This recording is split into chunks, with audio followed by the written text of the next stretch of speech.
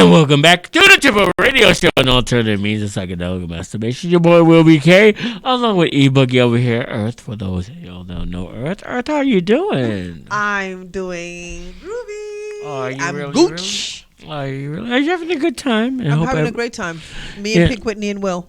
I'm saying we usually, like I said, think about what Triple Radio Show with no alternative means. You never know what you're gonna get in. Sometimes there's 4 motherfuckers up here, sometimes there's 3, sometimes there's 2, and some. I mean, not very rare is it just one, but the perception of who ends up here is always changed. And it's always been that way and stuff like that.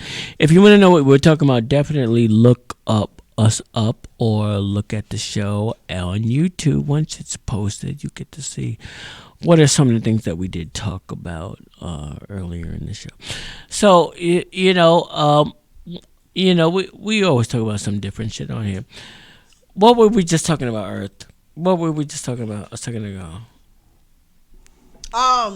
That we were just introducing to the show and stuff like that, because I don't remember. So when she gives me a cue word, they're like, oh, then I'll come in. That's just a little. Like just before we just came on. So yes. We were talking about porn. Oh yes. Well, yes. I didn't forget that. Yes. So we were talking about when next week comes up, a couple of things we talk about. The next week comes up, like I said, Vanessa Smile's supposed to come up here. Love Vanessa. She really is the funniest, coolest chick. She has one of the things about her smile. She has a gap in her teeth. So, but she is like the funniest, coolest chick that's been in porn for some time, and she'll give us a different early perspective of what it's really like. In that business, is that something you ever thought about doing or me personally? Yeah. No. Is it because of your children, or is it just because? No. I'm gonna be really honest. I don't think I'd be good behind on camera doing that. Why? I don't know. But you did say earlier that you were. If you're in one of those type of situations, you let us know. Like, yo, don't do it. You're a certain way. You're a beast and whatnot. Yeah, but that don't mean I gotta have a camera on me. Okay, so if there's no camera on you, you're a savage. Savage. I don't know if that's the word. I'm saying. I've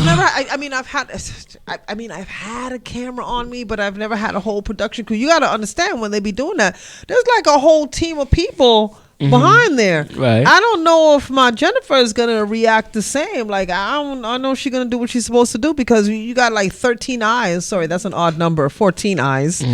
Okay, watching. So I don't know. Have you ever been a voyeurist? Have everyone's ever actually watched you and a partner really get down? You have. I have mercy. I wasn't saying myself. You have.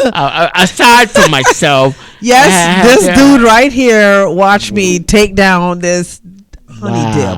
Yeah, she was hot. Aside from myself, has others seen you? Like, has someone seen you? Really get down? Yeah.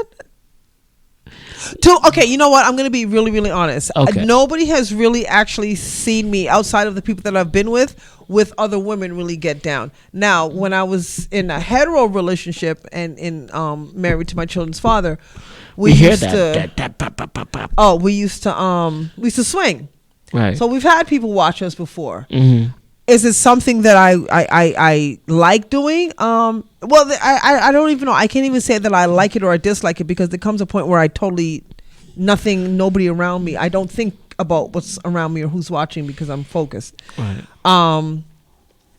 But I'm gonna have to say no. I've never really had anybody watch. Besides you and. Well, I've never been in a voyeuristic position. I've watched other people. I remember I watched a couple from my friend's condo. They're glass, and he had homegirl pressed up. Her boobies were like up on the glass and everything. We can't hear you. You have to keep it staying. Oh, they There you go. Say that last part again. I've watched a couple. They didn't know I was watching them though, because I was in one condo and they were across the street in the other condo, and we were at a level, and I turned off my lights and I watched. So what type of person are you in terms of openness? Are you more of a voyeur? Are you still more private? I'm gonna have to say I'm not a voyeur, only because I don't have a lot of experience with that. I'm very free with the person that I am with. I have really no inhibitions. Especially if I'm really comfortable with the person. Right. I really don't have a problem. I don't initiating, continuing, adding new things, being creative. I'm really weird in that way, though. I try like new things, and I like to be creative, only because I have a fear of being boring in a lot of things. Mm-hmm. So in that area, I try to be really like interesting and different, and you know. I'm saying, I mean, during this time, how do you balance? I mean, how do you like kind of balance being open and free with people that are being closed-minded? Because the thing about it is, you both groups are dealing with the same type of circumstances, Right? With in terms of what the hell, as opposed to, you know. And please make it a long answer so I can run to the bathroom and pee and then come right back. No, you stupid. What are you talking? I don't like I said, I don't have much experience with voyeurism. Closed-minded people that I don't really, I'm not, because I'm not closed-minded, I really don't, I have an issue with that. It makes me feel uncomfortable if you're closed-minded, because then I think you're judging me. Like if I decide to spit on something or somewhere, and not everybody's into that. If you're closed-minded, then you're gonna look at that as like, ew, this like that's gross. And I'm thinking like, we're having fun and there's no rules within reason. There's no rules, there's no regulations. Let's just have fun. So closed-mindedness is not really something that I'm comfortable with. Again, I don't like in a situation like that. I don't like being judged. I don't want people scrutinizing my fetishes. I don't like people kind of like looking at the things that I do like, oh my gosh, he's into that. It's kind of, it's funny with me in that situation, because I'm really, because I'm so free and I'm so open, I need to be with somebody that's free and that's very open also, only because we need to be on the same page. So if you're closed-minded and I'm not closed-minded, it's not going to work. It's not going to work. I'm going to want to do something. You're not going to want to do it. Then I'm going to get annoyed, and then the whole mood is going to get killed. And then I'm just going to put on my clothes and leave, and we're not going to speak again. And because I don't want to fuck with you in that way. And then I feel like people are watching me and judging me. Like I said, I feel like I'm being judged because I have all these little fetishes that I like, and not everybody likes them. So closed-mindedness is not something that I really, I don't think it agrees with me. It's not conducive to what I do.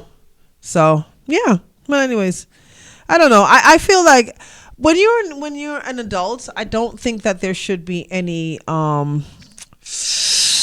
limitations. I think once two consenting adults decide that they're going to get involved in an entanglement, yes, the word entanglement, I love using it. I feel like, everybody should be on the same page, and there shouldn't be any, well, I'm not comfortable with that. And if you're not comfortable with stuff, that's fine. But let me know before we get into the situation or the entanglement. Because when I start going and you start going, there's no, oh wait, no, like stop. No, we're grown. We're not in 6th grade. We're not in junior high school. We're not trying shit out. We're doing shit. All the way. Nice. Thank you for holding me down. Oh my God. Were you talking the whole time? I was talking the whole time. Yes, I was. God, I had to go to the bathroom. I'm just saying. No, it's yeah. I'm a person. I don't like closed-minded people, especially in that situation. Because, like I said, I don't like to be judged. And then you're gonna look at me. The next day you're gonna be looking at me like, bitch, did you just do X, Y, and Z? Like, did you spit in my stuff and then lick it back up? And I'm like, oh my God, I know. So this vulgar. Is why I'm really careful on. I mean, people are gonna see this. They're gonna be like, "Oh shit, you're like that." I am, but I'm not. Shh. I'm saying, Earth is such a. Listen, I just go with the moment. I'm just saying, Tiny and Tia. Tony and Ti. I really, I try really not to go into, celebrity blogs and gossip stuff and stuff like that. But I do say that we do deal with sex, drugs, entertainment, and politics. So let me kind of bring people up to speed. The thing about it with Ti and Tiny.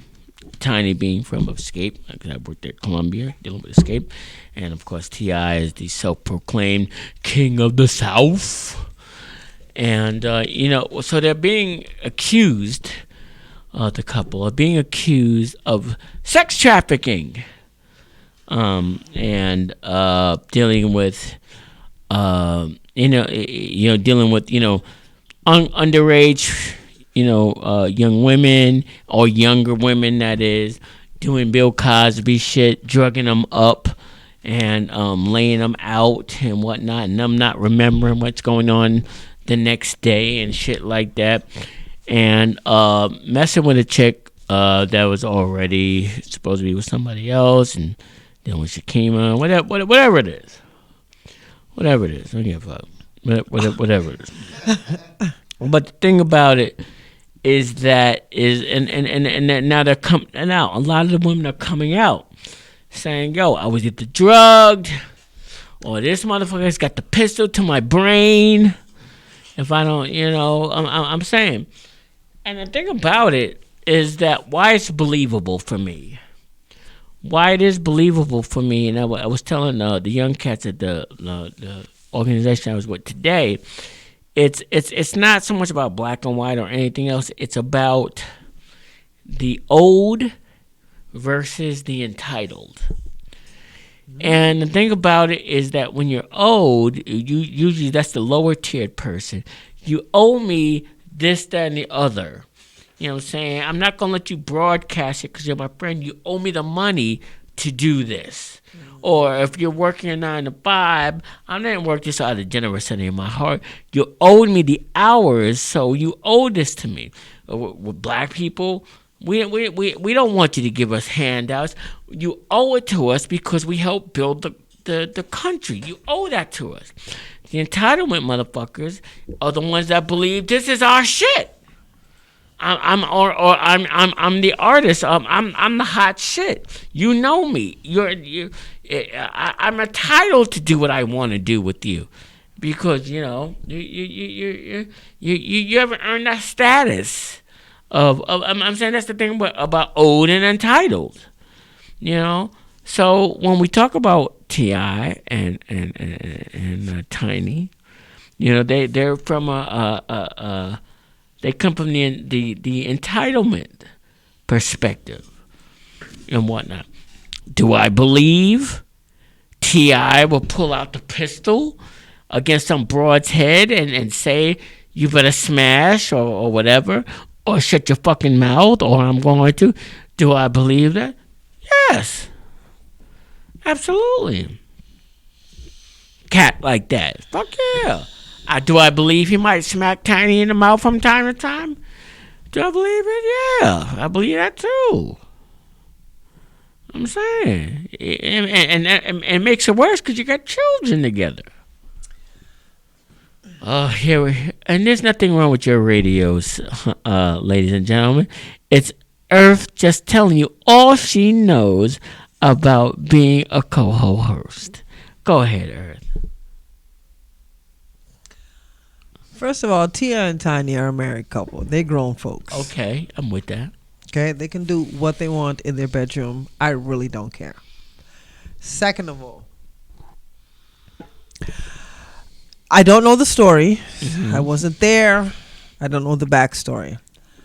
But allegedly, they know this young woman. They have history with her, yes? Yes, they do. Okay. So when said young lady was invited herself, however she got to wherever she got with T.I. and Tiny, she knew she was going. Now, you have history with these people. You pretty much know, what they're about. I there is a thing about being forced. Now, I understand. Now, anytime a woman does say certain things happen to her, I believe that she should be listened to. I do believe that you should listen, take heed. I think there should be questions asked. All right, question but not believed. I don't want to say not believe, because what happens is with a situation like this, we've got Me Too and everything. You have women who will set themselves up. Okay. I've had a situation where back in my days when I was younger, me and my friends, we used to party. We've partied with some celebrities before. We've been invited out after party, after everything is done. First of all, you know what's about to go down. We're not about to go read a book. All right. We know that there's going to be certain things going down. There's going to be drugs. There's going to be music. There's probably more. Now, if you decide that you want to put yourself in that situation, I'm not saying that it gives anybody the right to take advantage or do what they like or do what you're not with. You are putting yourself in a certain situation. Again, I don't know the story. I do not want to take anything away from this woman. But at the same time, did you not know what you were going to? I cannot be forced to do anything. I like this. I got a question. Ask the question. Go ahead. I got an interesting question. Ask your question. I wish anyone in the studio could answer this. Okay. So I'm going to ask you first. Okay. Does getting high exempt you from advances, or if you does because you're in a cipher of people and you're all getting high? Mm-hmm. Does advances from you or somebody else to you or your partner, whatever it is, or you're not your partner, are advances excused because you're high? Is my question. No, I don't think advances are excused because you are high. That's like the person who gets drunk, the married woman who gets drunk and says that she was so drunk that she didn't realize that she was going to be sleeping with her coworker. That doesn't fly. That does not fly. If you feel, or if you are a person who succumbs to things like that, advances or situations who could, situations that put you in a situation, you should not get high. Okay. There's a lot of people hitting us up right now that they want to submit stuff to or ask questions about, but we're not going to be able to get to everybody tonight.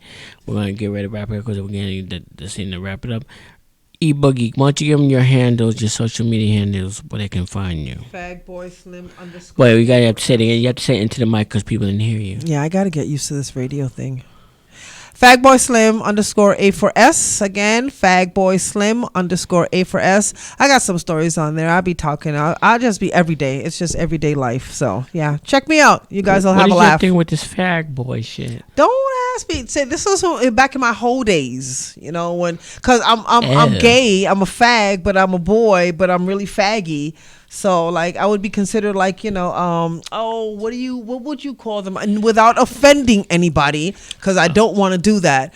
But I would be kind of like flaming. If I was a dude, I would be really flaming. Okay.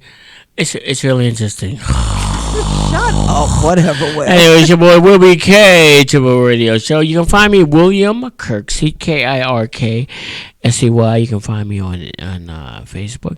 On Instagram, you can find me WILLBEEKAY, Will B. K. And you can find me on Triple Radio Show, TRIPOVERADIO. And you can find us there. This is really a great show. And next week, we will see. It'll be a surprise to all of us who's going to be in here next week. Your boy Will B. K. Earth and whatnot. This is where we at, Earth. What station? S.STREET Media. S.STREET Media. S-Street And once Media. again, it's the Chip Over Radio Show. No turning means of psychedelic masturbation. Enjoy yourself. Peace out.